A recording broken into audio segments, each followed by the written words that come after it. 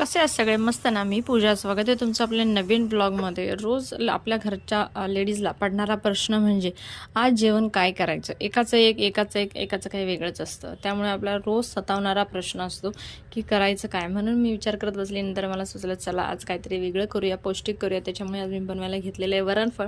तुमच्याकडे ह्याला काय म्हणतात ते मला नक्की सांगायचं आहे. यस, डाळ शिजून घेतले, पीठ मळून घेतले. तुरीची डाळ घ्यायची, कुकरला लावून घ्यायचे. तीन चार शिट्ट्या घेऊन डाळ उकडून घ्यायची. आपल्याला बघू शकता तुम्ही, मी चांगलं पीठ मळून घेतलेलं आहे. त्याची चपाती लाटून घेतलेली. नंतर त्याच्या कापण्या केल्यात. कापण्याची तुम्ही साईज बघू शकता तुम्ही.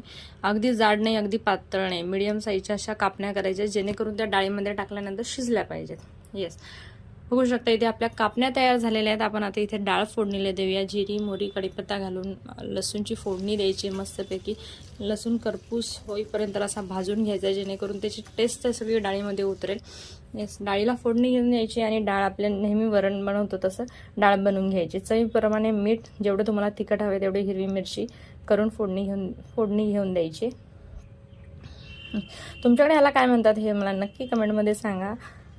डाळीला उकळी आल्यानंतर आपण ज्या चपातीच्या कापण्या केलेल्या आहेत त्या डाळीमध्ये सोडायच्यात. बघू शकता तुम्ही, अशा प्रकारे डाळीला उकळी आल्यानंतर कापण्या डाळीमध्ये सोडायच्यात.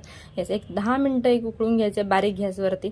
मस्त असं ते घट्टसर होतं आणि खायचं. येस, छान लागतं, खूप छान लागतं. खाऊन बघा आणि कधी केलं नसेल तर नक्की ट्राय करा आणि मला कमेंटमध्ये नक्की सांगा. Thank you so much. माझा व्हिडिओ आवडत असेल तर चॅनलला लाईक, शेअर, सबस्क्राईब नक्की करा. भेटूया नेक्स्ट ब्लॉगमध्ये. तोपर्यंत bye bye. Thank you so much.